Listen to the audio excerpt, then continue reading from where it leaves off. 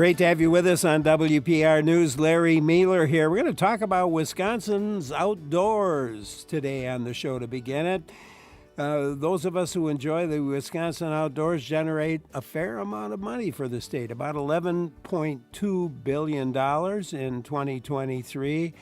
And I don't think you can put a price on the quality of life benefits that come from getting fresh air and enjoying our wildlife and getting outside. And we're talking about that today with Cassie Mordini. Cassie is director of the Wisconsin Office of Outdoor Recreation. So as we talk with Cassie, I hope you'll join in. How do you value the time you spend on maybe hiking or boating or skiing or some other outdoor activity? Give us a call. The number's 800-642-1234, 1-800-642-1234, or send an email to talk@wpr.org. That's talk@wpr.org. Cassie Mordini, welcome. Thanks for taking time to be with us today. It's a pleasure to be here. Thanks so much for having me. Excited to chat outdoors. I love doing that. Well, I tell you what, I think it was back in 2019, the Wisconsin Office of Outdoor Recreation was created. And at that time, I thought, well, isn't that what the Division of Tourism does? But there's overlap. Yep. But there are differences. So maybe talk about the mission. Yeah, happy to. And that is something that we've tried to explain over the last few years about what is different about the Office of Outdoor Rec that tourism isn't doing. And really the reason in Wisconsin, our Office of Outdoor Recreation is in our Department of Tourism is because there is that overlap and that importance of our outdoor product to tourism. It's one of the number one drivers for people visiting the state. So we need to ensure that not only are outdoor offerings top notch and continue to remain world class to drive that tourism, but also for the quality of life for our residents, right? We want to enjoy being here and take advantage of that. And it is also an industry unto itself driving our economy. Like you mentioned at the opening, 11.2 billion, over 97,000 jobs for Wisconsinites. It's creating those vibrant communities. So our work really is to not only amplify outdoor recreation as an experience, a thing to do, a thing for travel, but also to drive that industry growth that's good for our communities and for our overall economy. And those industry stakeholders are anywhere from tourism attractions and to land managers, construction, building the trails and infrastructure in which we recreate on. It's a lot. Yeah. And we're one of several states that have recently created offices of outdoor recreation, are we not? And just you kind of wonder, why is it happening now? Yeah, so Wisconsin was the 14th state to create an office back in 2019. The first state was Utah in 2013. So we really have been on the leading edge of this trend we're seeing across the United States. Today there are 24 states, so about half of the states in the U.S. have an office or a governmental entity at the state level focused on uniting this and supporting this outdoor industry. Why, you say? Because there's a growing recognition of the economic importance of our natural spaces and the business that surrounds them. It was interesting to look at the popular activities of Wisconsin, and hiking and running on trails. I think was was most often mentioned in some research, wasn't it? Yeah, every 5 years, the Wisconsin Department of Natural Resources has to complete what's called the SCORP, which stands for the State Comprehensive Outdoor Recreation Plan, and it assesses the supply and demand of outdoor recreation and then sets forth goals for the next 5 years. And as part of that, the demand, they do a survey of all the state residents and what activities are they participating in, how often, where do they go? And yes, walking, hiking, running usually trends as one of the top, if not the top activity. And I believe even nationwide, that's one of the top ones.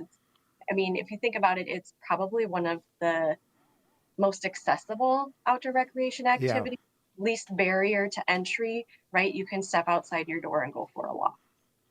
Yeah, even so, boating was up there pretty well. I think the 30. Yeah, So, well, we have a lot of lakes and we sure rivers do. and streams. So that makes a lot of sense to me. And gardening, even about a third Absolutely. of Yeah. our people. One of the ones that surprised me was hunting wasn't as high, not even in the top 10. Yeah, now that you mention that, that is a little surprising.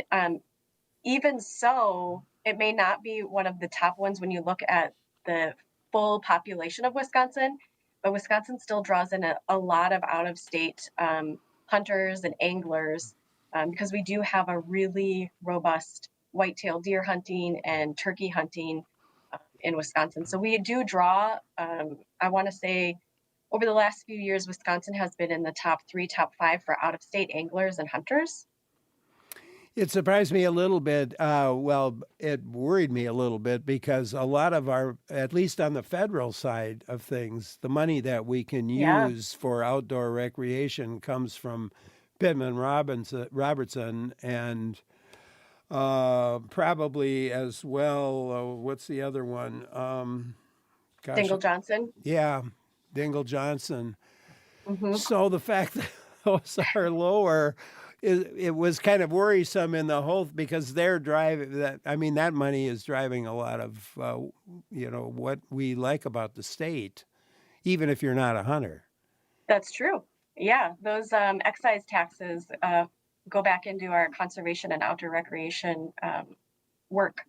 And so it is very important that there is a funding stream that helps us continue to maintain and improve our outdoor assets. Yeah. I wanted. What was intriguing to me was the outdoor industry side of things, and I'd love to know more about how you support the outdoor recreation industry. And, here we're talking, we got such a broad range. I loved the little video Mm, that kind of showed the various businesses. But then, how do you go about these gear manufacturers, the rod makers, the retailers, outfitters, and guides? There's that's a kind of a broad range. Mercury Marine. I mean, there's some big companies and all the way down to a guide. yeah, you hit the nail on the head there, Larry. And what is maybe unexpected about Wisconsin is we have dozens of world renowned brands located in Wisconsin. You've probably heard their names before, but didn't know they were here. You might have named a couple. We've got Trek bicycles, Pacific bicycles. Um, St. Croix Rod is the largest handcrafter of fishing rods in the entire North America.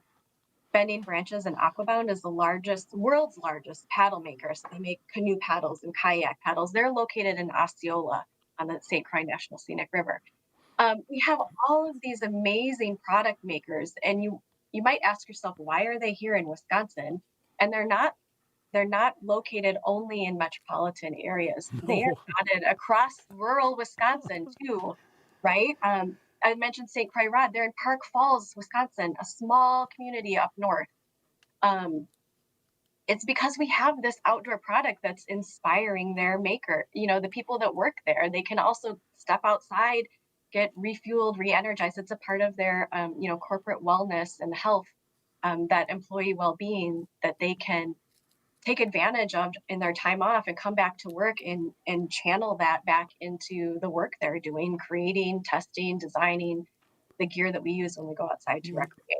And how do you help those businesses? I mean, what does the office do?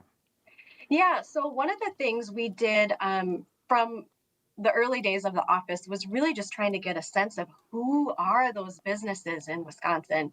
There's industry coding for all businesses and organizations called NAICS. There is no NAICS code for outdoor recreation. So it was a very much a research oriented project. Mm-hmm. And so we created an outdoor business directory to put all of these outdoor businesses. and organizations in one place. And it's still an ongoing process to make sure that we're still finding them. Businesses pop up, they come and go, same with organizations. So we have a spot where we have them cataloged. It's a listing that's publicly accessible. So communities can even go in and look and see what outdoor recreation businesses are in their area. It serves as a hub for business owners to find their peers in Wisconsin. Who can they collaborate with? And so some of the things we're working on to build off of that business directory are creating opportunities for businesses to come together and meet each other. We are in the very near future going to be launching a business outdoor business needs assessment survey. So we'll be asking all of those outdoor businesses that we've learned about over the years to take a survey and help us understand, what are their biggest needs and challenges right now, what's working for them, and how can the office work with other business support and development organizations or assistance that's out there to help level up what these specific outdoor businesses need. Yeah, and I'm betting that you'll find there are some, even though there are quite different, Trek Bike and Mercury Marine are different companies, but they may have surprisingly similar needs. You're right. Yeah, absolutely. Workforce is a huge challenge right now for Mhm. businesses across the board, not just outdoor recreation businesses. But outdoor recreation can be one of those selling points in attracting workforce. And so we created a tool for employers to use that showcases Wisconsin's outdoor recreation offerings, our culture, and the industry too, as a selling point when they are working to recruit talent from outside of the state. And that's available for free on our website. And we also worked with a handful of companies and communities to kind of tailor it to their specific locality or their company message, so it looks and feels like it's coming directly from them, but it's about Wisconsin. Yeah, and I would think that could be all right. It's where St. Croix is located. St. Croix Rods is located is not a thriving metropolis, or well, it might be thriving. It's not a metropolis, a large city or anything, but there are real benefits to be Yeah, living in a place like that. absolutely. Yeah, and so that's what we're trying to capitalize on and utilize outdoor recreation as that selling point. Rich in Madison has something for us. Let's go there. Hi, Rich. Yeah, good afternoon, or good morning, I guess, still. Larry, I love your show. I was just curious. Hopefully, I'm not trying to cross too far a bridge here. I was just curious, as an inland trout fisherman, I think the DNR has done, really positive things. I'm just kind of curious about, is there any type of collaboration that goes on between the office of your guest and then, like, the DNR in, like, land procurement or protecting land that's already under, certain restrictions or easements or whatever? And I'll, again, love your show, and I'll take my answer off the air. Yeah. Thanks, Rich. Appreciate it. So, Cassie, you've got some things to say there, I'm betting. Well, I would say yes, we absolutely collaborate with DNR and enjoy the opportunities when we have them to do that. In terms of the specificity of land acquisition, that's not in our purview as the Office of Outdoor Recreation. So that is something strictly in DNR. However, if we had a community come to us or an organization that was looking to working on a project and they needed to acquire land, we absolutely would refer them to our our colleagues at DNR and some of the resources that they or grants they have available to help with that. Yeah, that makes sense. You can't do everything. Right? And why should we do something if we already have a state agency that's doing that, right? Yeah. Yep. So we'll give our listeners a chance to join in, by the way. The number to call again, 800-642-1234, or you could email us to talk@wpr.org. That SCORP survey, that's a statewide survey, or what? Or do we go out of state too, or not? It is strictly for Wisconsin residents. Yep. So that's in state. And it's done, and the survey is done basically across the state. I would, Yeah. yeah. Uh, do you see conflicts coming up between, we've got a lot of great outdoor activities, but then there can also be conflicts between, let's say, snowmobiling and ATV riding versus those who are the silent sports type, like hiking, biking, and paddling? Sure. I mean, in any arena, right? There's going to be conflicts from time to time. But what I think is so great about the outdoors and in Wisconsin specifically, we've seen diverse user groups come together and realize that the the cliche that lift high tides raise all boats, right? Um, they understand that, and especially with the office being here and raising awareness of the importance of outdoor recreation overall to residents of Wisconsin, that if we're able to highlight one activity in a certain uh, publication or whatnot, that it's going to have an impact, a ripple effect on all the other activities as well, because we can't always be everything to everybody at the same time. Yeah, yeah. But we do try to make sure that, Wisconsin does have a very diverse offering. We have a 4-season climate, which makes snowmobiling a huge activity in the winter and absolutely an economic driver for communities where snowmobile trails are present. And those trails can be utilized in non-winter, well, some of them, some of the public trails. A lot of snowmobile trails go through private lands, and that is a whole other undertaking that is really impressive by our snowmobile clubs every year. Yeah, it's amazing. I've done some interviewed some folks about that once, and the amount of effort and work and community relationships dealing with Yeah. individual landowners. Very impressive. Natalie in Menominee, Michigan, has something for us. Let's go there. Hi, Natalie. Hi, this is a great show. Thanks for taking my call. And I'm wondering if you have a way to measure the economic impact of this outdoor recreation when some of these things don't, you don't need a license to bike or hike or kayak or cross-country ski and that sort of thing. Yeah, thanks for calling, Natalie. How do we measure the economic impact of non motorized activities? Well, I'm going to start with the big picture. And the U.S. Department of Commerce has the U.S. Bureau of Economic Analysis, and they have a satellite account for outdoor recreation, which measures the contribution of the outdoor industry to our gross domestic product. And they will dial down to the state level. So that's where we get that $11.2 billion industry figure, is from the US BEA. It does also then line item different activities or different sectors, so we can look at it that way, and that's a measure of the goods and services that add value to our GDP.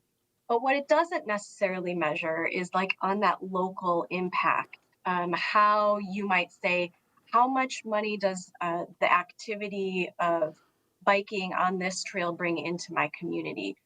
Because we know when people come to recreate in our communities, they're not just going to go bike the trail and then head home. They're probably going to fill up their car with gas, grab a snack. Maybe they stay for dinner. Maybe they're planning an overnight vacation. So that spending that comes into our communities is all part of that economic impact.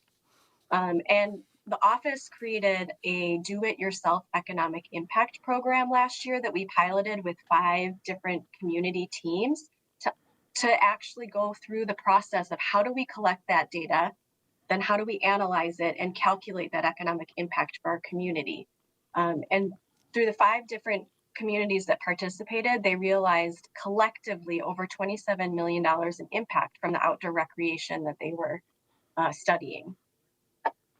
Which is a fair amount of money, and this is just 5 areas. Yeah. So, for example, I know you're going to be talking shortly with folks from the Wausau area. Marathon County looked at the economic impact of 9 Mile County Forest. and found that out-of-town visitors to 9 Mile generated $3.25 million for Marathon County. Yeah, that's a lot of money. You have it was late June, wasn't it, where you your first ever Wisconsin Governor's Outdoor Industry Awards. That's right. We Uh, were so excited to recognize these folks this year. and actually, one of our next guest, Bill Bertram, was won the Big Ten Award, and his contribution to outdoor. Well, what was his contribution? Yeah, so Bill Bertram is a real mover and shaker in the Wausau area and has been at the forefront of a lot of their outdoor recreation developments over the years and ongoing. And he's the Great Pinery Heritage Waterway, was recently designated as a National Recreation Water Trail.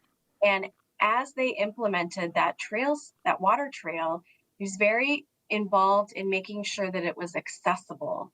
So there are universal kayak launches throughout, and he's in everything Bill does there. He's just very mindful about creating that bigger tent for outdoor recreation and making sure that activities are accessible and welcoming for all. And the Wisconsin State Park System, 125 years old this year. We've done some series on the state parks on this program just to highlight them, and it's been a lot of fun. And the park system won the Destination of the Year award. Maybe a coincidence that it's 125 years. You know, they are truly like the crown jewels of Wisconsin's outdoor recreation offerings, and how fitting, right, on their 125th anniversary. I wish we had some more state funding for it. State funding for state park has fallen quite a bit since the 1990s. Yeah. And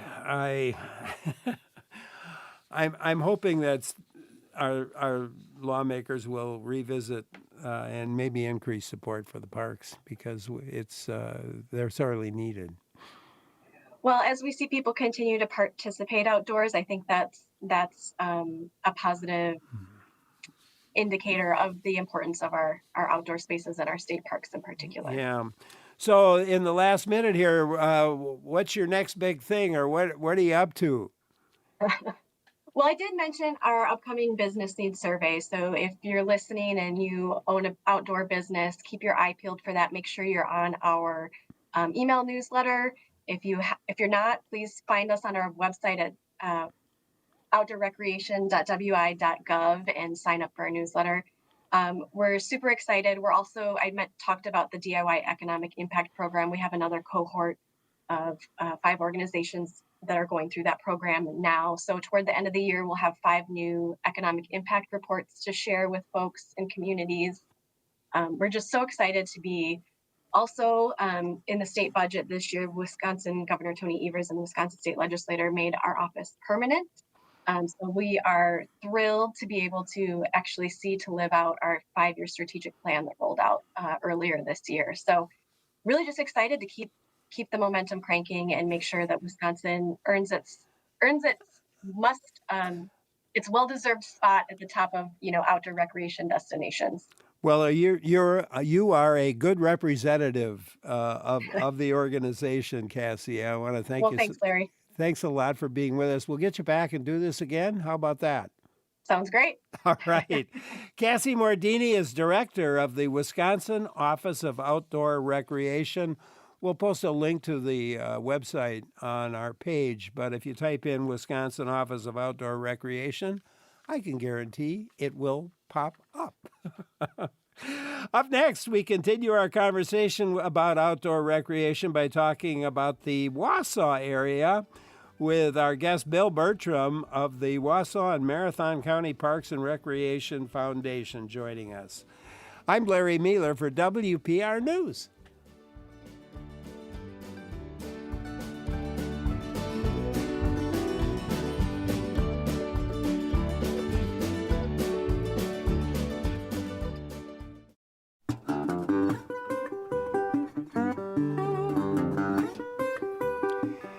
Many people know Wausau as the home of the downhill ski area Granite Peak. Cross-country skiers and mountain bikers have Rib Mountain State Park, and paddlers are welcome on the Wisconsin River as it passes through Wausau. It's also known as the Great Pinery Heritage Waterway. Larry Mealer here for WPR News, and we're spending the next half hour or so talking about all the outdoor recreation opportunities in the Wausau area with our guest, Bill Bertram. Bill is president of the board of the Wausau and Marathon County Parks and Recreation Foundation. So looking forward to talking to him. At noon, we'll talk with Chris Sweeney, who is author of the new book, The Feather Detective, Mystery, Mayhem, and the Magnificent Life of Roxy Leyburn. But right now, we visit with Bill, and I hope you'll join in. Have you spent time skiing or mountain biking or paddling in the Wausau area? Maybe you've competed in the Badger State Games or an Iron Bowl event there. Give us a call. The number is 800-642-1234, 1-800-642-1234, or send an email to talk@wpr.org. Bill Bertram, welcome. Thanks for taking time to be with us today. Really appreciate it. Thank you, Larry, and look forward to it. Well, here you are, a retired executive of a Wausau area manufacturing company, and now you're involved in promoting outdoor recreation there. How did you get so involved? Yeah, I've always had a tremendous love of parks and park programs. My uncle Bill was the mayor of my hometown, but he was like Mr. Smith went to Washington, but got me involved at a very young age in the park programs of my hometown. But the transformational event for me was my parent company moved me to the Netherlands, and I saw a different business model in the Netherlands that I had never seen in the U.S. And the Dutch collaborate on everything. And I came back with that idea of actually economic development, and I couldn't find a means or way to get there. And then I read an article in Forbes magazine on outdoor rec, why millennials live where they live. And I followed that train to Brookings Institute and a Pew study on millennial and Gen Zers and the importance of trailheads and outdoor rec to their lifestyle. They'll move to be within 15 minutes of a trailhead, and it's about play, work, and live in a community. And I use that to bridge into a passion for outdoor rec centered around economic development, which is like crazy, but it is what it is. Well, it's a pretty good idea. And you said you're president of the board of the Wausau Marathon County Parks and Recreation Foundation. What does that foundation do? Yeah, so, there's a number of large counties in the state of Wisconsin that have foundations that work on small to mid-sized projects centered around parks. We focus on primarily the park system in Wausau as well as Marathon County. And we're a 501c3, and we've used that organization to do some real transformational projects in the greater Wausau area. The first one we did was a outdoor rec organization, co-founded it with a partner called Iron Bowl to attract people to our area using our trail systems, our water, and all the green space we have. And the second one was really the Great Pinery Heritage Waterway, and which is another transformational project in this area. It's absolutely amazing. And, you look at Wausau, the area there is, just prime for all of those things. Yeah, it's the actual the big vision actually happened here in 2018 when the Greater Wausau Chamber of Commerce hired a consultant from Bend, Oregon, in Austin, Texas called Tip Strategy. And they came up with a forward-looking 10-year plan for the Wausau area. And they knew that, part was manufacturing and part was healthcare and part of it was education. They couldn't find the fourth leg of the stool. And as the story goes, the chamber chartered a plane for the consultant, John Roberts from Tip Strategies, and he saw all this water and green space, and he knew right away that was the fourth leg of the stool. And that he had something that the Wausau area had something that a lot of communities didn't have. We have 28,000 acres of water in the county, and tremendous amounts of forest land, and obviously Granite Peak was a huge draw in the wintertime. And he felt that we could leverage that to be a not just a regional draw, but a national draw for people, kind of a mecca for people to come here and recreate. That's and boy, it's working. That it is. Let's talk about those Iron Bull events. You co-founded Iron Bull. You're vice president of the board. Talk more about what Iron Bull is. Yeah, Iron Bull is an outdoor rec organization where we use the trail systems in a 4-county area of central Wisconsin. So we host races. We have the largest adventure race in the United States is held in the Wausau area. That's the Rib Mountain Adventure Challenge. We do gravel biking, we do paddling events, and we do ultra marathons. You could kind of think of us as the Ironman, but for outdoor rec. Everything from trail runs to gravel biking events, where we're using the amenities and assets of central Wisconsin to hold those events. And the importance of that is actually getting people to come here for events. And then hopefully back to that driver for me is to say, hey, I really like playing here. And, and then use that to leverage into working and living here. Are the events for serious competitors, or can a more casual runner, biker take part and have fun? Yeah, that's the great thing with the Iron Bull events. There's something for everybody. For example, our gravel events, we have a family-friendly, kid-friendly 12-mile biking event, and then a 50-miler, an 85-miler, and then for the serious gravel rider, a 144-mile event. And the same thing goes for our adventure challenges. There's a 3-hour event for kind of introduction to kids and families for the recreational and the weekend warrior type person, all the way up to an 18-hour event for the serious adventure racer. So the nice thing with our type of events, there's something for everybody and for all members of the family, from just getting out and having fun to I'm a serious competitor and I want to compete, at that level. I'm more on the family fun side. That's two of us. Yeah, I'm quite old, so it's the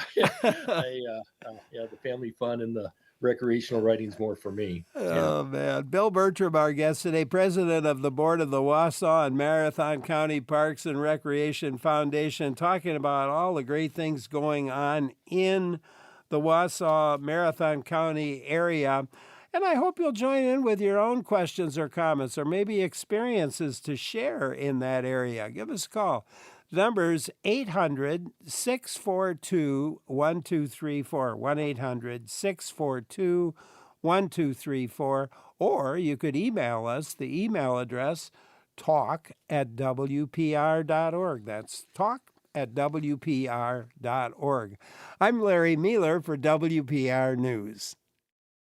Thanks so much for listening in today on WPR News. Larry Mealer here. Just a quick mention, at noon today, we'll talk to Chris Sweeney, author of a great new book. It's titled The Feather Detective, Mystery, Mayhem, and the Magnificent Life of Roxy Leyburn. But right now, we're taking a look at Wausau and Marathon County with Bill Bertram, who's president of the board of the Wausau and Marathon County Parks and Recreation Foundation, talking about all the things that are going on there. And I hope you'll join in. Again, the number is 800-642-1234 or email to talk@wpr.org. Somebody's wondering, you mentioned gravel bicycling, and somebody wants to know what the heck is gravel biking? Yeah, so gravel biking is an offshoot of both road biking and mountain biking. And as people age out of mountain biking, they naturally transition into gravel. And the other driver for gravel is Wisconsin is blessed with just an incredible amount of scenery and naturalness to our gravel roads. And north of Highway 10, we're super blessed with a very special type of gravel up here, red granite. And it's a faceted stone, and it interlocks on itself and gives you compactness like asphalt. And these are old dairy roads and logging roads. So tons of scenery, tons of beautiful red barns throughout the area. And so for the road bikers, it's where they want to have a safer ride and be off-road and see the scenery and the history of an area. Gravels is the fastest growing segment right now of biking. And last year in the U.S., it saw a 48% increase in gravel biking.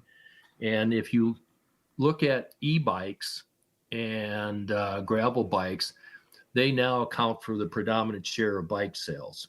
And so the e-bikes has really opened up the gravel roads of Wisconsin to be a real premier destination in the Midwest. We have the weather for about 9 months of the year, and the scenery and the fall colors and waterfalls and everything in between. So it's really an incredible experience for the rider. I'm wondering, how has it helped in terms of the economy of the area, something like that?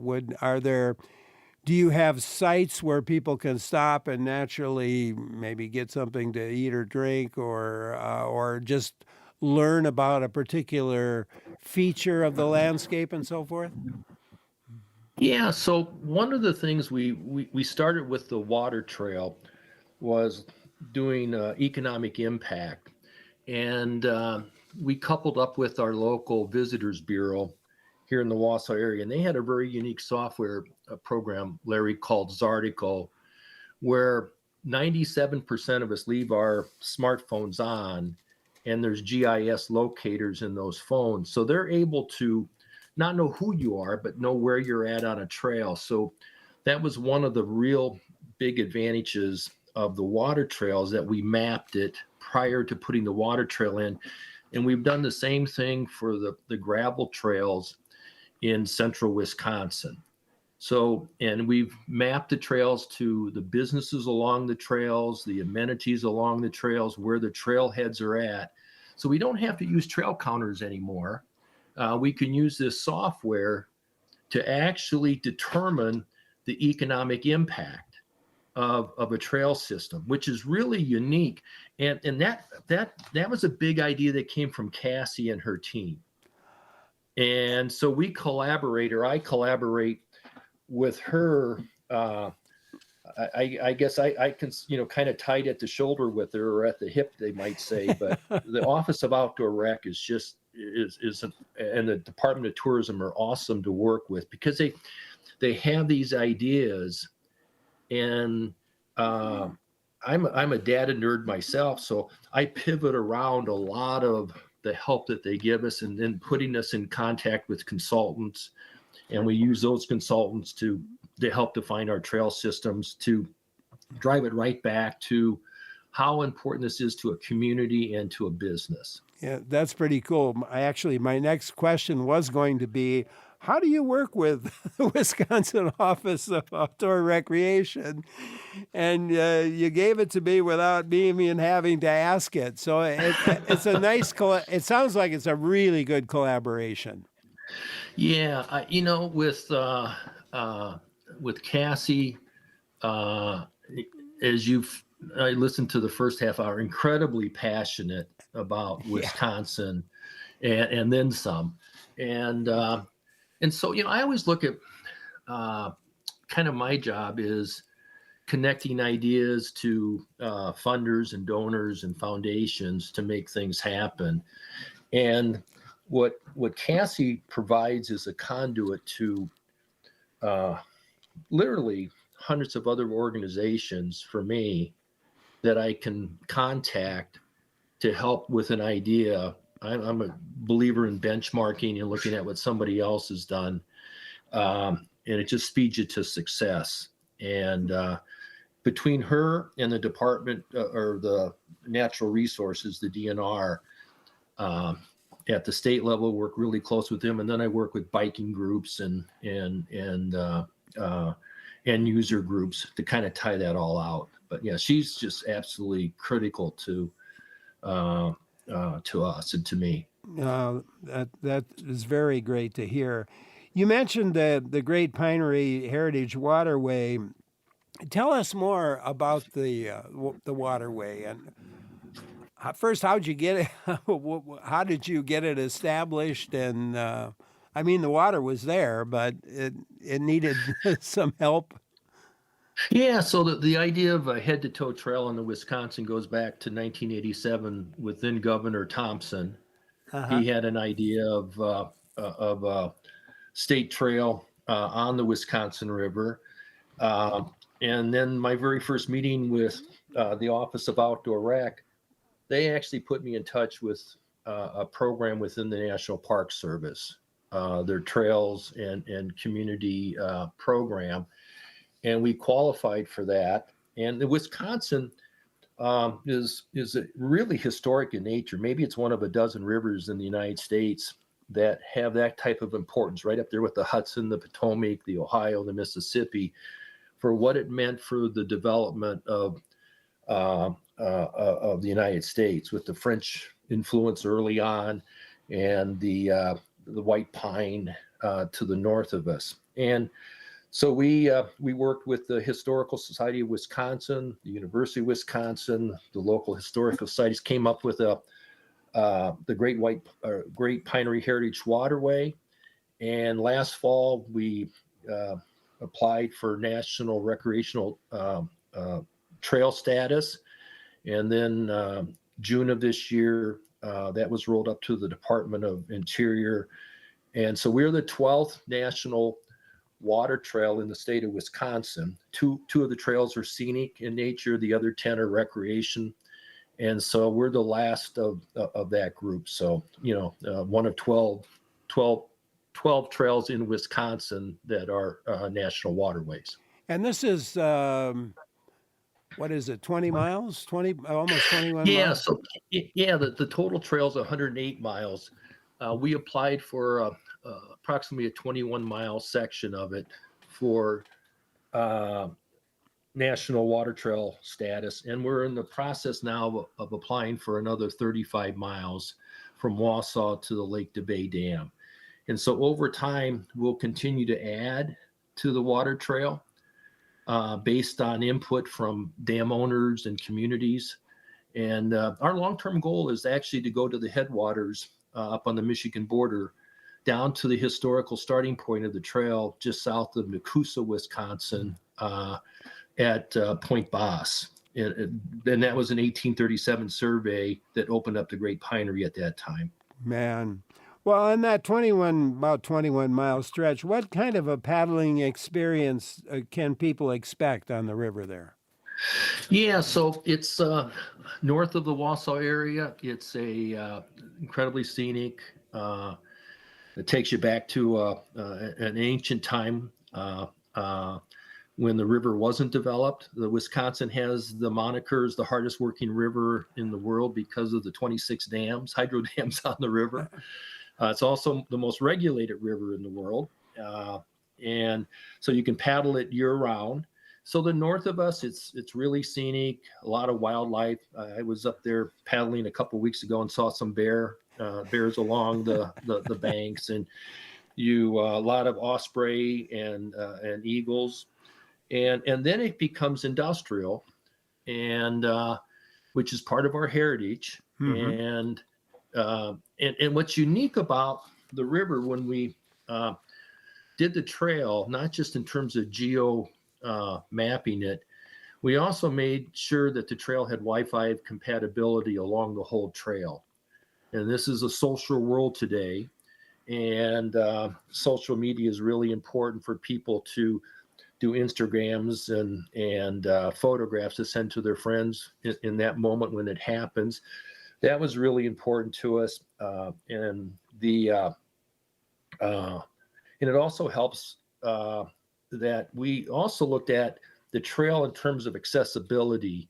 So we standardized on a special dock launch system along the trails, and the communities continue to put those in.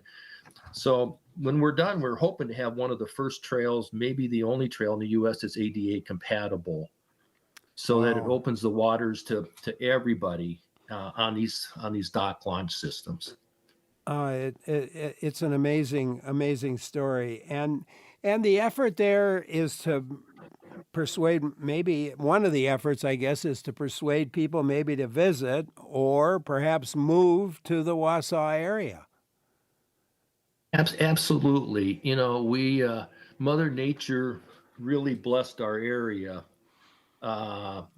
Even within the state of Wisconsin, I mean, there's some incredible areas, La Crosse and Eau Claire. But when I visit those communities, they all tell me they wish they were Wausau because of Rib Mountain and Granite Peak in the wintertime. And then there's a huge initiative at Rib Mountain right now with the DNR to add mountain biking, kind of winterproofs our economy up here.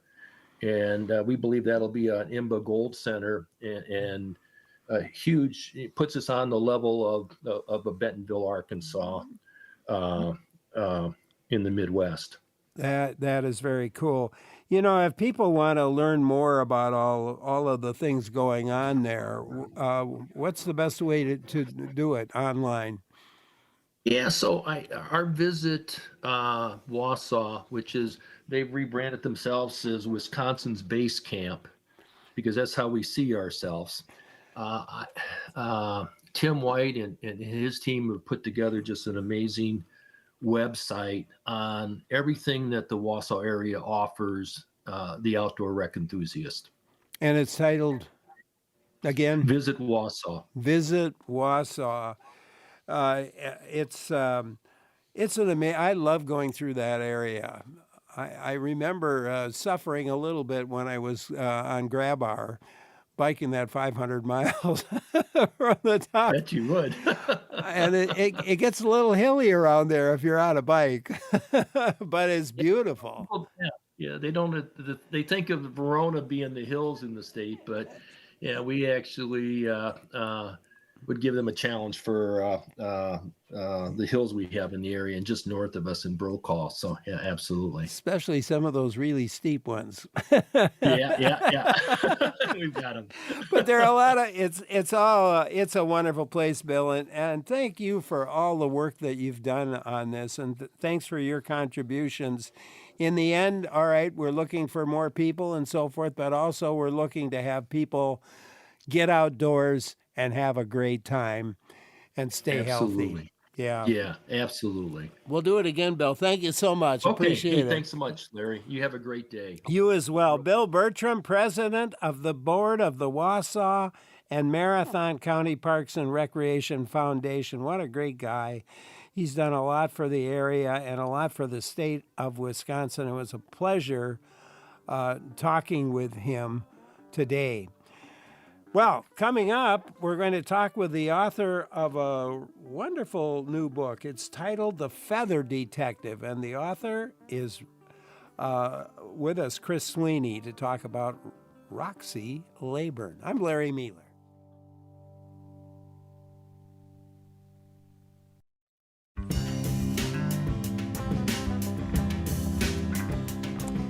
Great to have you with us on WPR News. Larry Mealer here. We're going to turn our attention to a book about Roxy Laybourne. She was a trailblazing scientist. Her mantra was do the work, keep your mouth shut, and they will respect you. And eventually, I think Roxy would tell you her colleagues did in the end, and she would tell them exactly what she thought too along the way. Anyway, that's what I learned when one of the things I learned anyway when I read Chris Sweeney's book. Chris is a journalist, an author. His new book is titled The Feather Detective: Mystery, Mayhem, and the Magnificent Life of Roxy Laybourne. And I hope you'll join in the conversation as we move along today. Maybe you've had a chance to read it. Maybe you haven't. I'm sure I know I have a lot of listeners interested in birds and feathers. And I hope you'll join in with your conversation. Give us a call. The number is 800-642-1234, 1-800-642-1234. Or you could email us to talk@wpr.org. That's talk@wpr.org. Chris Sweeney, thank you for joining us today. It's going to be a treat talking with you. Thanks so much for having me. Thrilled to be here.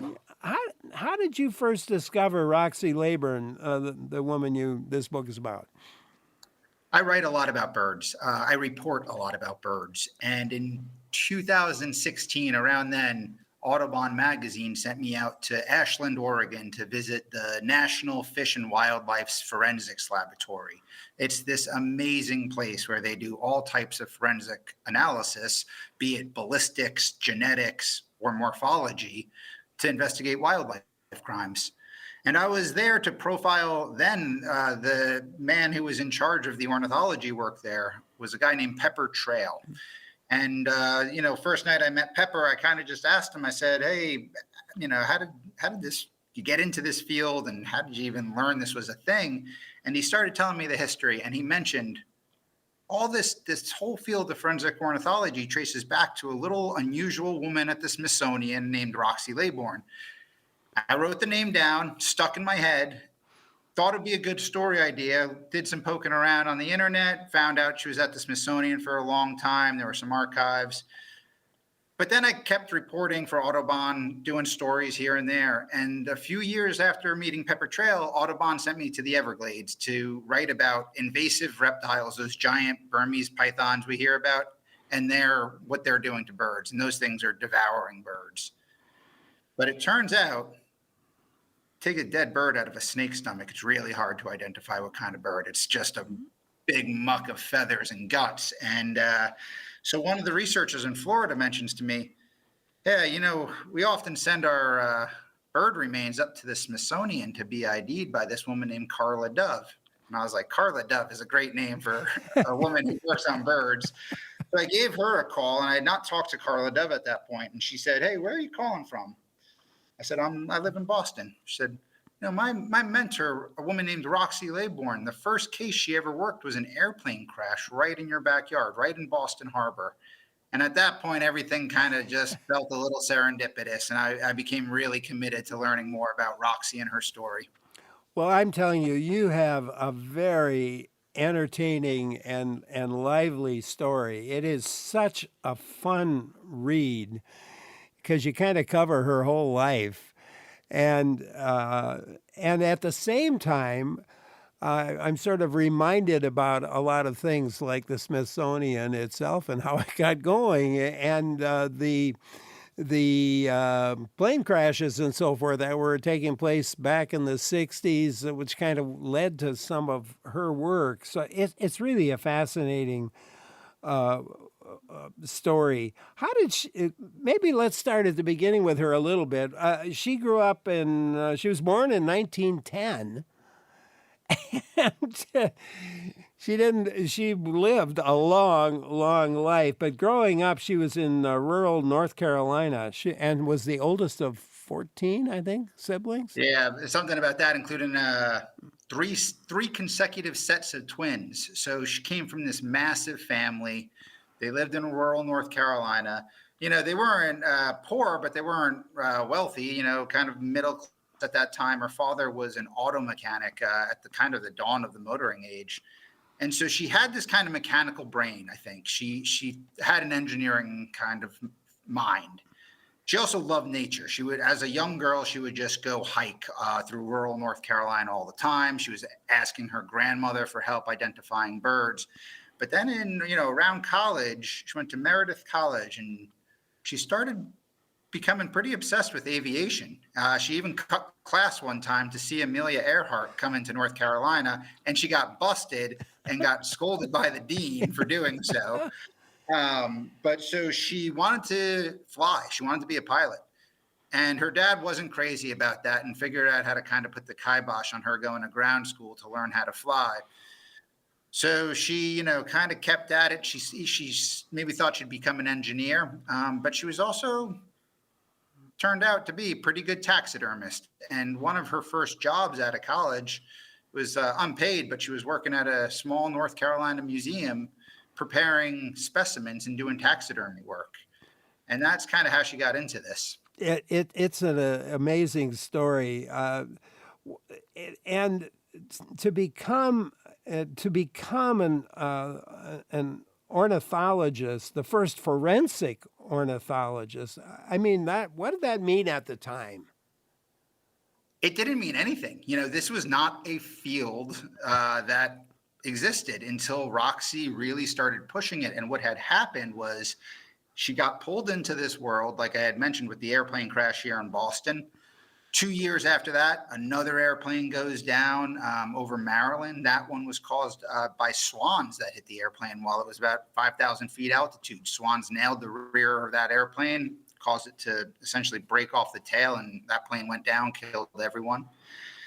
So Roxy started figuring out these ways of taking, the tiniest bits of bird feather. Imagine a bird feather being sucked through a jet engine. What you're left with, it looks like pocket lint. Yeah. Birders have a hard time identifying birds that are perched in trees that are living in, fully well birds. And Roxy figured out a way. She started looking at the microstructures of feathers, these tiny little things called barbules. And she figured out patterns, and she could say, hey, this is a gull and this is a hawk. So she started developing this method, and most of her early work at that time, focused on airplane strikes and birds getting hit by airplanes. But then somewhere along the way, the Smithsonian has this rich history of working with federal agencies to help, whatever it is, whether it's the FBI or the Department of Agriculture. And someone came to Roxy and said, hey, we've got a murder victim, and a woman put a pillow over her husband's head and pulled the trigger. We need to show that the feathers from the barrel of the gun match the feathers taken out of this poor guy's skull. Lo and behold, Roxy could do it. And then criminal cases started piling up, and there was more murders and kidnappings, and that's kind of how she became a forensic ornithologist. Oh man, it's a great story. Let's back up a bit. When she got out of, because I think it's really interesting that how the whole thing got set up when she graduated. And by the way, and this we'll get to this later, but she was also did some drama, which had an impact later on. We'll talk about that as we move along here. But she started working as an unpaid employee at the North Carolina State Museum. For 5 or 6 years, she was unpaid. Yeah. This was not a big museum, but it had a little bit of a payroll. And, there's a lot of sexism. Imagine sexism. 1930s, 1940s. You're dealing with a lot of sexism if you're a woman trying to work in any science, pretty much any field, to be honest.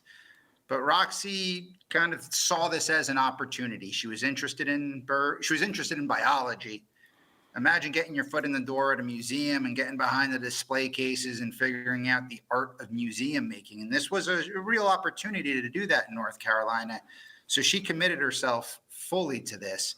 And at some point, her boss said, all right, you can do some freelance taxidermy work on the side to make some coin, but, we're not paying you. And then eventually, after many years of this unpaid, we'll call it an apprenticeship, but even that's maybe being a bit friendly, the state appointed her, and she was the first woman taxidermist to hold this type of position in North Carolina. And that was a big deal.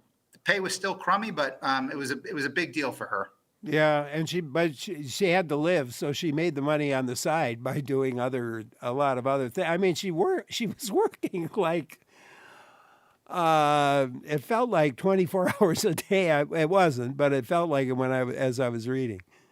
You know, this is something that anyone who tried to train under Roxy, and there were a few people that successfully trained under Roxy, but anyone who knew Roxy talked about her work ethic to me. And I'm talking, 10, 12-hour days, 6 days, 7 days a week. She was often in the Smithsonian on Saturdays and Sundays. A lot of this feather identification, she was pioneering this, and it took a long time to prepare the specimens, get them under a microscope. She'd have to wander through the Smithsonian's giant collection looking for, maybe this is a shrike, or maybe this is a horned lark.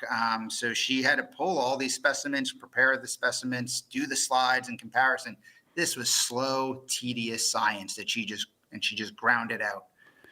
She did indeed. We're talking with Chris Sweeney today about his book, The Feather Detective: Mystery, Mayhem, and the Magnificent Life of Roxy Laybourne.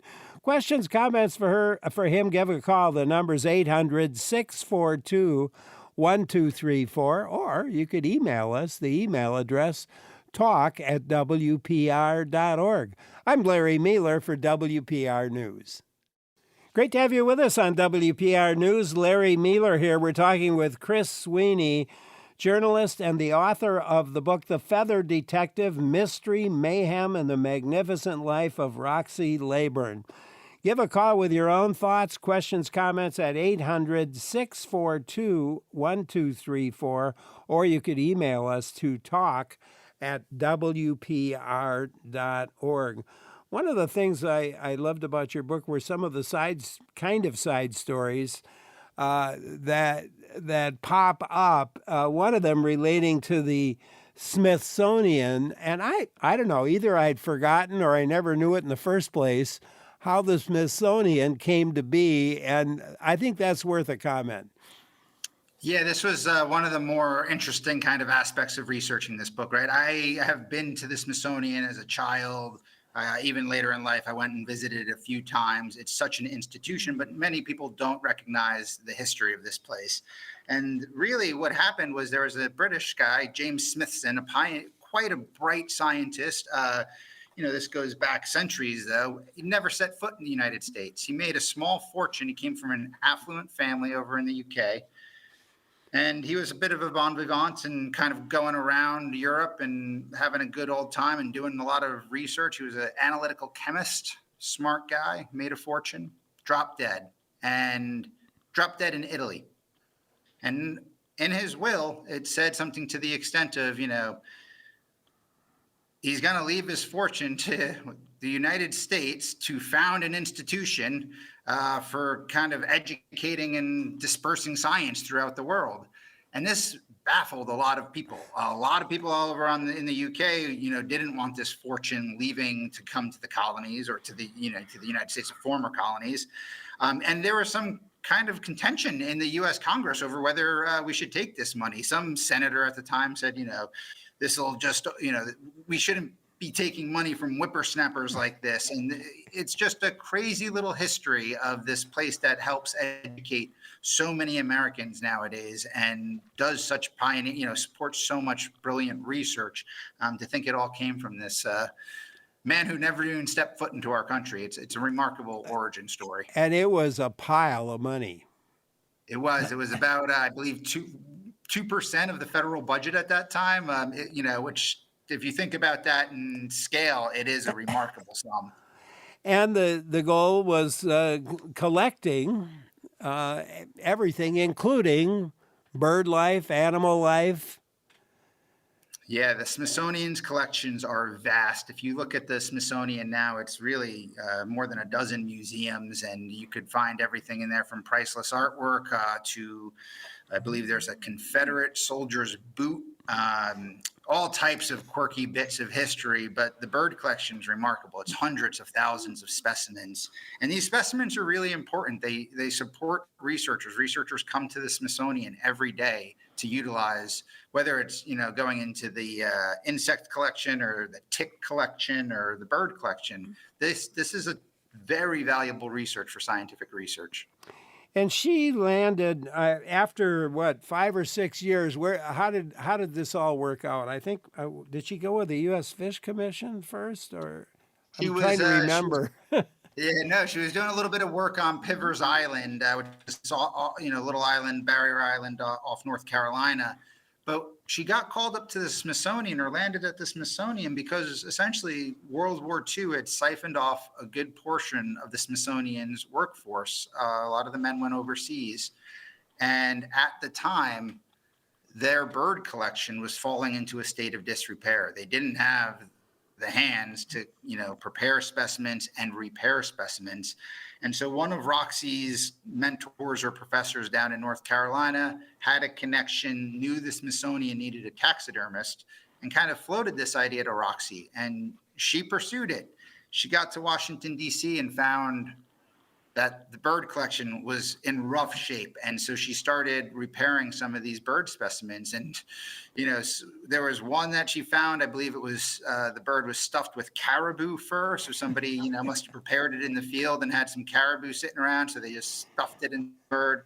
And another one she recalled opening up and finding an artist palette knife. And she could never figure out if it was a cruel joke on the artist or somebody just got confused and left the palette knife inside the stomach of a bird, but never could figure that one out. And she was really good at taxidermy. And I think you said something like, or you reported that she, in her first year, she did something like 369 birds. Yeah, she could crank through these specimens, it seemed, a lot faster than most. And she was laser focused. And I think part of the laser focus came down to the fact that she had walked into a boys' club, right? This was men with taxidermy fleshing knives and exotic animal carcasses and arsenic and all types of chemicals, surrounding them. So it was certainly kind of that masculine environment. And Roxy fit in, but she was focused and she wanted to outwork her peers. And I think she did. And she certainly impressed her manager in the first few months. I found a kind of gushing letter about how she was breathing new life into these specimens in the Smithsonian.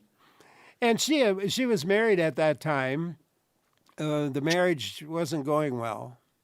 The marriage was not going well. She had married a guy in North Carolina who turned out to have quite a drinking problem and was nowhere near as ambitious as his wife. And I often kind of thought about the dynamics of being in a relationship where your wife's the breadwinner.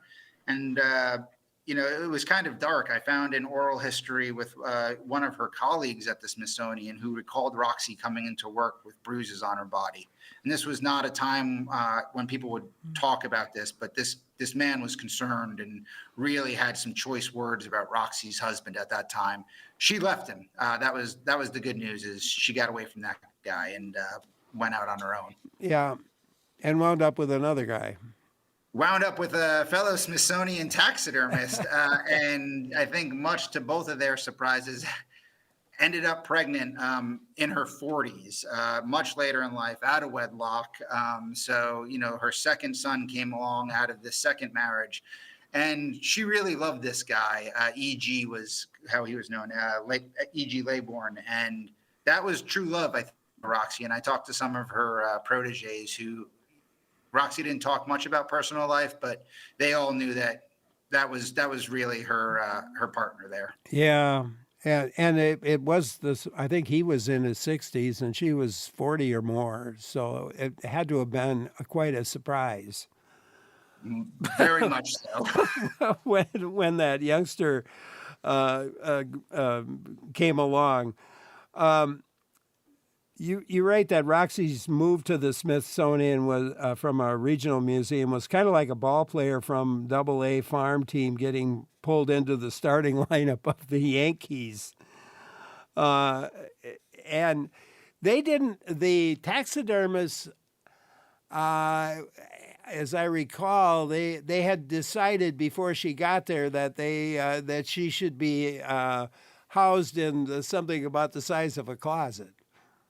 Yeah, they really didn't want her coming into the taxidermy studio. Roxy recalled this in one of her interviews that, on the first day there was a sticker in a storage closet up on the, third floor. It was a masculine kind of place, and having a woman in there was going to cramp their vibes. But it turned out they all ended up loving Roxy, and Roxy loved those guys that she worked with for the first few years there. They formed this really special relationship, and Roxy was just one of the boys, so to speak, after a while. Well, I think she proved herself to those. Absolutely. Yeah, she really showed that she could do the work and do it better than a lot of the men surrounding her. Do the work, keep your mouth shut, and they will respect you. That mantra, man, she lived by that for maybe a little too long, and then I think she got confident and old enough to break out on her own and not keep her mouth shut so often. Let's talk more about how she became an authority on feathers. What was it about feathers that fascinated her? She had spent so much time in the bird collection, and when you're in that environment, you're handling is at the Smithsonian. You have access to probably 90% or more of the known species in the world. So she was just constantly handling birds from all around the world. And you do that, you start to get a feel for feathers. You start to see details that you'll never see through a pair of binoculars or a spotting scope. And so she had this understanding of bird anatomy and feathers. But it really wasn't until this airplane went down in 1960 off Boston that it all clicked together. And they said, oh, we need to start understanding what birds are getting hit by airplanes. And one of the kind of steady pieces of evidence we have is feathers. And that's where her obsession began. And I'd just like to note, she was 50 years old at that time. She was 50 years old when she started working on feather identifications. I hope we all are able to take on new challenges at 50, because that just blows my mind. It blows my mind as well. And you kind of you had a little sidebar sort of on the airline industry at the time in the 60s, where the emphasis was on pleasure and so forth when you got on the plane. Yeah, I think safety came second in those days. We're all accustomed to getting the lecture of, where the exits are and how to blow up your vest should something go wrong. I think they were popping bottles of champagne and really making it a customer-centric experience. This was the tail end of the golden age of flight, where travelers were a bit spoiled, but airlines were also dealing with some serious safety issues at that time, let alone all the hijackings. This was a totally different age of flight. And so there were some, a lot of safety problems with some of these airlines. One of the airplanes, the Electra that went down in Boston Harbor, they couldn't figure out if it was birds at first, because the airplane had suffered an enormous amount of crashes, including two in which the wings just ripped off mysteriously midair and plummeted to the ground and killed everyone. So this was, the golden age of flight, but maybe not the safest age of flight. Yeah, and there wasn't at that time, to begin with at least, there wasn't a lot of thought that birds really created much of a problem. Not at all. The military knew this a little bit. The military had done some projects on Midway looking at albatrosses that were sort of a hazard to some of their pilots.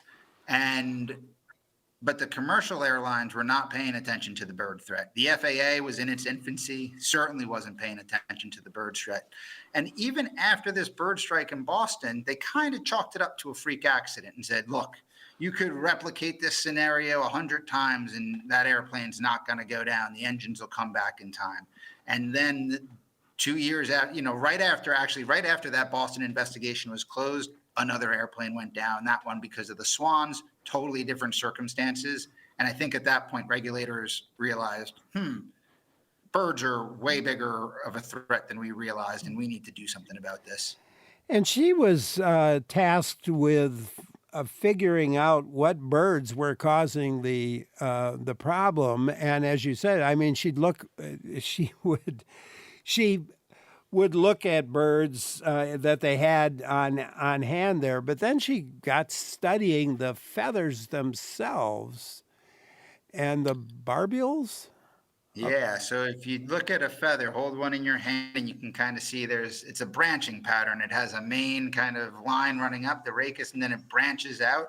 And then when you put those under a microscope, you pluck off a little tidbit of the tip of the barb, the feather barb, and that's where you'll put that under a microscope. And it's remarkable. There's all these cell junctures and pigments and little hooks and villi.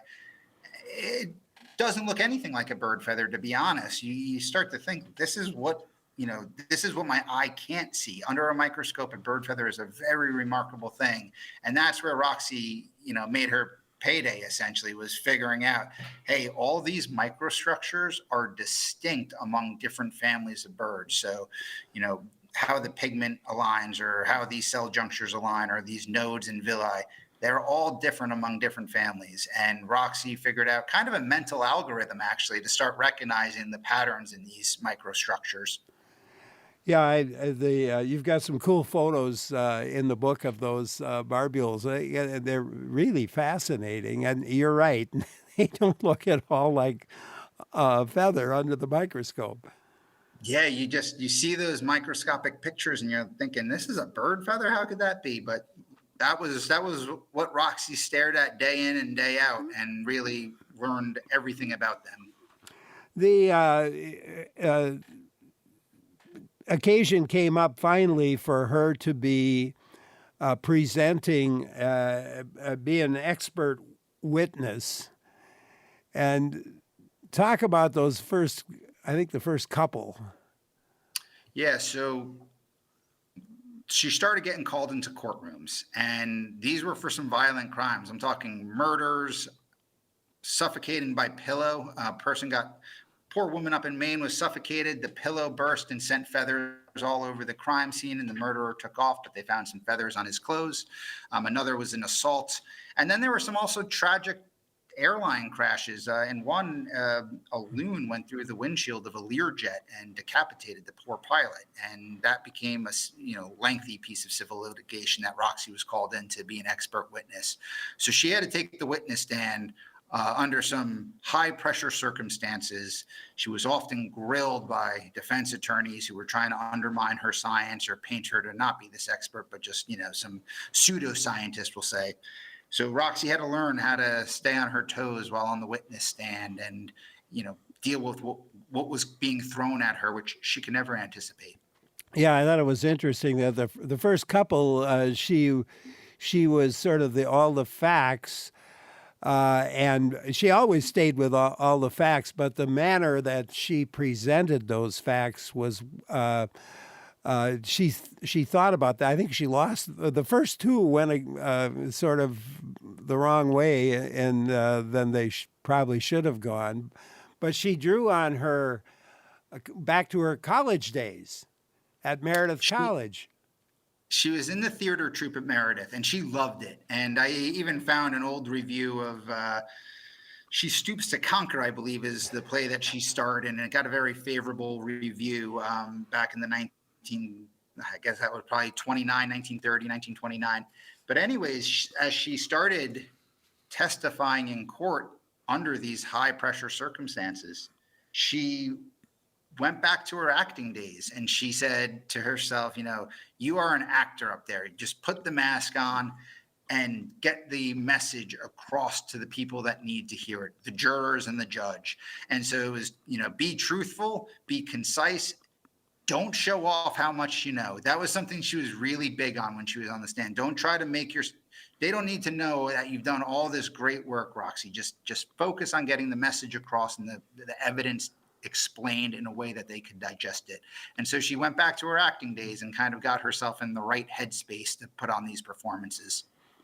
And I did you ever figure out how many that she did?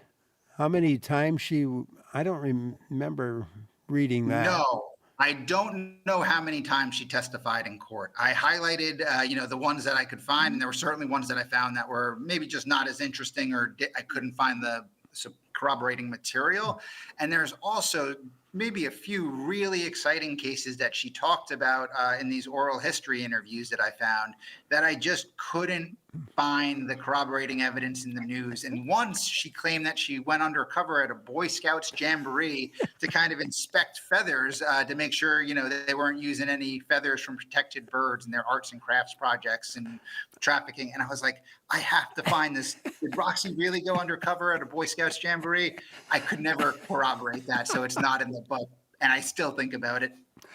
You mentioned the Learjet, and that was in 1981. She identified a common loon as the species that crashed through the windshield of a Learjet, killing. Actually, it was the co-pilot, I think. The pilot, because the pilot somehow managed to land with a horrific scene just to his right. Yeah, that's true. That's a horrible case. A horrible case, and the guy who was decapitated was a young guy, married with one or two kids, and so there was a trial, and the significance of the size of the loon was interesting. Tell that story. Yeah, so they needed to figure out how much this bird weighed, because that was the crux of this lawsuit was, did the airplane's windshield meet certification standards? At the time, I want to say the time this Learjet came off the production line, according to the court documents and court transcripts, there was no standard. The Learjet of this, there was no regulation stipulating that the windshield had to withstand a strike from a bird of 4 pounds or 8 pounds or whatever it was. But the defense attorney was really going after Learjet on its windshield. And Roxy said this was an enormous loon. This was, according to Roxy, this was a common loon that weighed 11 and a half pounds.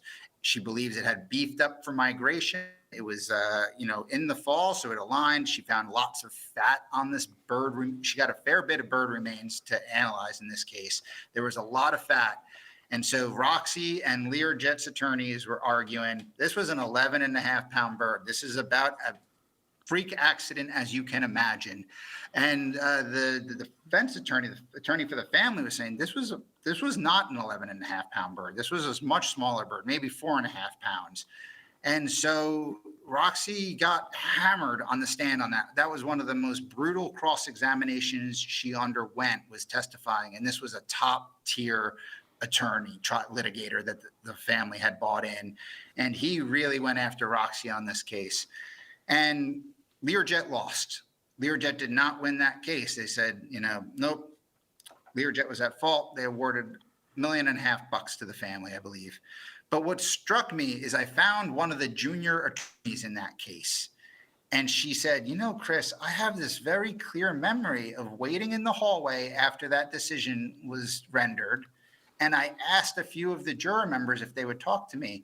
And lo and behold, according to this attorney, all the juror members believed Roxy. They believed that this was an 11 and a half pound bird. They just couldn't fathom giving the family nothing. And so they ruled in favor of the family and not in Learjet. And that really irked Roxy, really irked her. She never got over that. Yeah, and well, in the first place, she couldn't believe that they wouldn't believe her.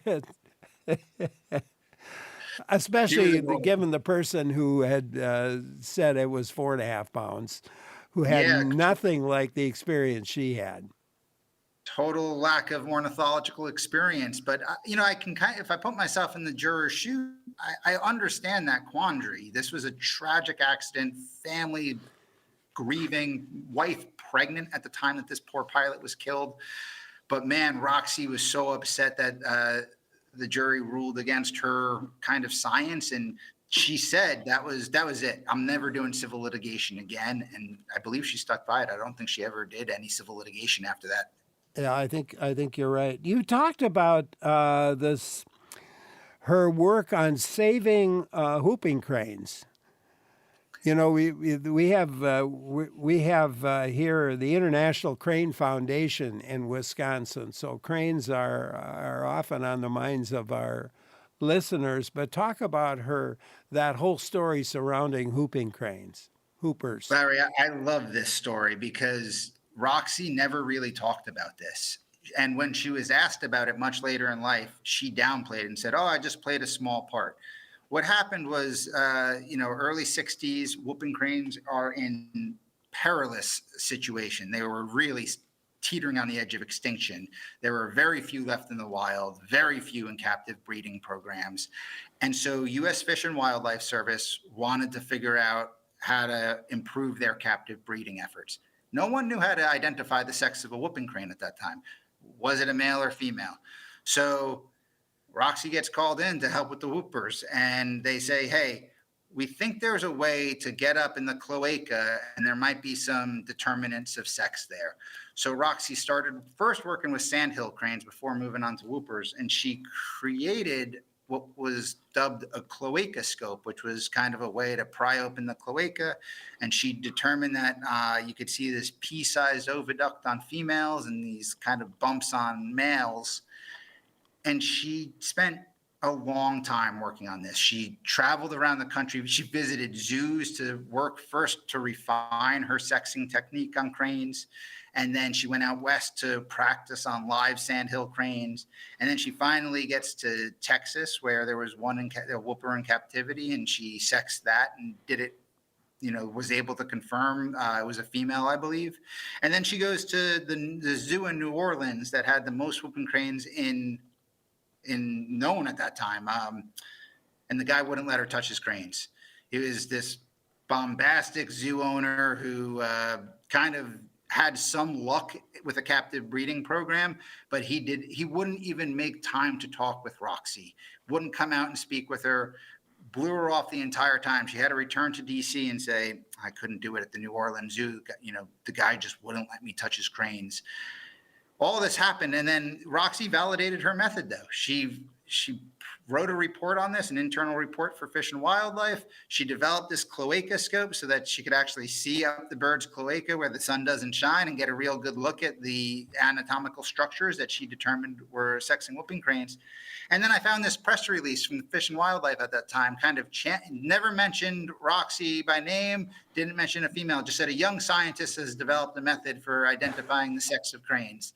And I was like, oh my God, this is remarkable science. And like I said, all these years later, she's asked about it in an oral history interview that the Smithsonian was doing. She just downplayed it. She's like, I played a very, very small part.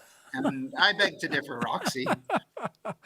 And just to go full circle on the cranes, there was a female crane that finally got mated with another male. And Roxy helped identify this crane sex, and it was misidentified. I can't remember off the top of my head if it was a male that was misidentified as a female. But this Roxy's work identifying the sex of this single crane changed the breeding program. It became one of the most prolific progenitors of cranes, and it lived a very long and healthy life and sired numerous offspring. And Roxy was the one that determined the sex of that crane.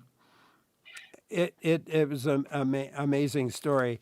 She often had to deal with people her superiors, so to speak, at the Smithsonian. There was one guy who just didn't like her, despite all of her work. Talk about that a bit. Yeah, this was a common thing. Roxy butted heads with middle management, we'll say. And this one in particular guy, Clyde Jones was his name. He wanted Roxy out of the museum. He didn't respect her work because in his eyes, the Fish and Wildlife Lab within the Smithsonian, this was about intrinsic ornithological research, and Roxy was doing service work. This wasn't real science. This was Roxy just helping airlines and police, and sure, might get some media attention, but this is not PhD level publish or perish type science. And Roxy didn't have a PhD. She never did earn her PhD, and that irked her a little bit in life. But she certainly made her contributions to science. So she butted heads with this guy, and unbeknownst to Roxy, actually, some male colleagues rallied behind her because the guy was trying to truly force her out of the museum and said, Roxy has essentially set up an illegal laboratory here to do feather identifications. She has no right. She should only be working on systematic red-winged blackbird research. And these three ornithologists kind of rallied behind Roxy and said, her work is essential to the FAA. And oh, by the way, she's always helping Smithsonian anthropologists and other Smithsonian researchers who come across bird feathers in their line of work and need to identify them. Yeah, and her position was it was weird because they eliminated the position somehow, but she still got to stay there. This was something that confounds everybody. No one ever really knew who Roxy worked for. The situation was she was hired by the Smithsonian in the 1940s, but soon after, a few years after, transitioned to a Fish and Wildlife employee. So she was a Fish and Wildlife employee within the Smithsonian. Then she gets fired from Fish and Wildlife, sort of, and goes to a 3-day work schedule to focus just on the feather, to help the Fish and Wildlife agents who needed help with feather identifications for criminal poaching cases. And then she was also freelancing at the time and doing work for General Electric and Rolls-Royce and the engine makers who were developing airplane engines and needed to know how their engines, ingested birds. So Roxy had this real piecemeal employment situation that she kept totally mum because she didn't want scrutiny. She had a family to support. She was a single mother at this time. She had to do what she had to do, but man, did she have a strange employment status. I loved it. What she get? What, $250 per consult or something? Yeah, I found some invoices, and I can't remember if it was for GE or Pratt and Whitney, but it was from one of the engine makers, and she was charging about $250 a pop for a feather identification at that time. Amazing story. How has aircraft design changed since Roxy started investigating plane bird collisions?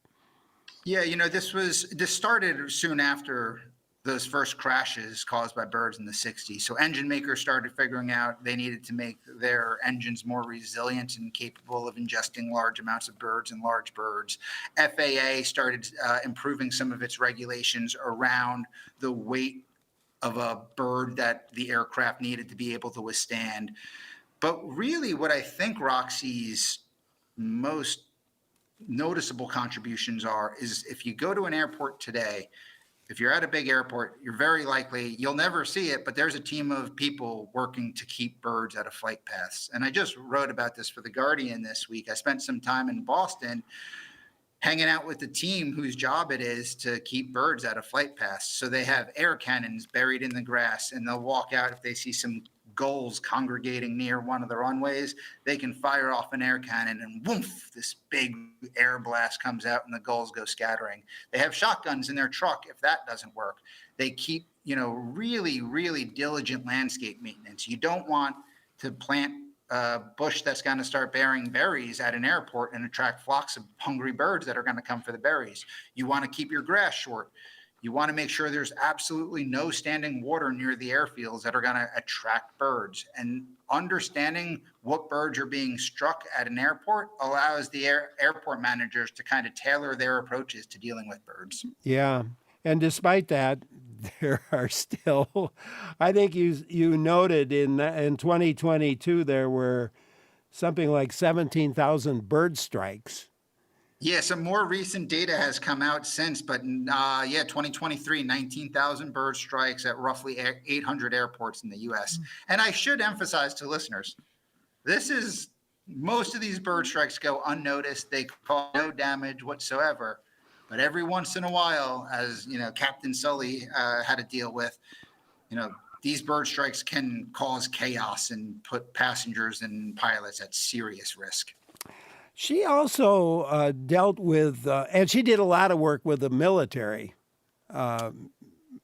Air because Force still depends on her, or not on her, but on her protege. So the Air Force, the Navy. I mean, these pilots are sometimes flying single engine air. So you lose an engine there, you're in deep trouble. There have been some really tragic, unfortunate accidents that the Air Force has lost service members because of bird strikes. This is no laughing matter for them. I like to have fun, and I think Roxy's story is so entertaining. And in talking with some of the Air Force guys during this reporting, man, these guys so appreciate Roxy's work and the ongoing work of the Smithsonian's Feather ID Lab. They have, when they strike a bird, they have to send in for identification. There were some really bad, including a B-1 that was struck by an American white pelican, and half the guys on that flight died. And there was a tragic accident in which a big jet taken off out of Alaska hit some Canada geese and went down and killed every member on board. So the Air Force takes this issue very seriously. And there was even an astronaut, I believe. Ted Freeman, 1964, during a training flight, first astronaut to die, died by a bird strike. And where did those bird remains get sent? Up to the Smithsonian for Roxy to identify. So she started at the age of 50, and she was still going at, what, 90? Yeah, at 90, she was working from her couch. She had her proteges. She had a few women working under her, but she was still, her eyes were bad at that time. Her back was real bad, but she would almost listen to the descriptions of someone talking about the feathers that they could see under the microscope and talking about the barbules. And she'd, oh, that's a gull. And she'd get up and wander over to the microscope, shuffle over to it. And she worked almost until the day she died. It's amazing. And she loved her work. She loved the animals. But she was peculiar in a lot of ways. She loved this horse, for example. Oh, the horse story is just a remarkable story. She had a few horses. She lived on a nice piece of property in Manassas, Virginia, maybe 15, 17 acres, had a few horses, one in particular named Star. And her granddaughter told me this story, but I heard it from a lot of people. Star passed away, and Roxy was sad about it. It was well, she slept with it or laid with it the night it was dying. Yeah, she really was a companion. This horse and her had this relationship. So she took her blanket out to the stable and stayed with it on the nights it was dying. And when it came time to bury the horse, this is how the granddaughter tells it. Roxy found, kind of walked the property, found a place to bury the horse, dug the hole herself, dragged this horse over, put it in dragged it over with the tractor, got it in, and then realized she hadn't dug far enough, and the horse's legs were sticking up off the ground. Now, most people that love their animal like that say, oh, I gotta dig deeper. Roxy got a hacksaw out, and being a taxidermist all those years really paid off. She knew how to took those, clean the leg right off, just sawed through the horse's legs, called it a day. And she was honored eventually. She received some nice honors for her work. She did. She really became recognized both among her places of education, so Meredith College, George Washington, all alumni awards. At one point, I found some court transcripts in which she bragged about how the FAA and a few industry members gave her kind of a lifetime recognition award. But importantly, I think, is her legacy really stands out among people that know the threat birds pose to aircraft. And so here, when I was talking to the Air Force guys who had known Roxy, man, does her legacy live large with some of these guys. And she got the due. I don't know if she got the recognition she deserves. I hope this book helps get her story out there and, really cements her legacy. But among those who knew Roxy, she was really well respected and loved. And how's the reception so far for the book? Beyond my dreams so far. It's been named one of the best books of summer by LA Times and Elle Magazine and NPR, and it seems to be resonating with readers because a lot of people love birds, a lot of people love science, and you put those together with a character like Roxy at the center. I think it's a really intriguing book, and I think we all are better off from knowing Roxy's story. I agree with you, and you've done a wonderful job writing about her. And thank you so much for taking time to be with us today, Chris. It's been a pleasure. Thank you. Absolute pleasure. Thank you for having me.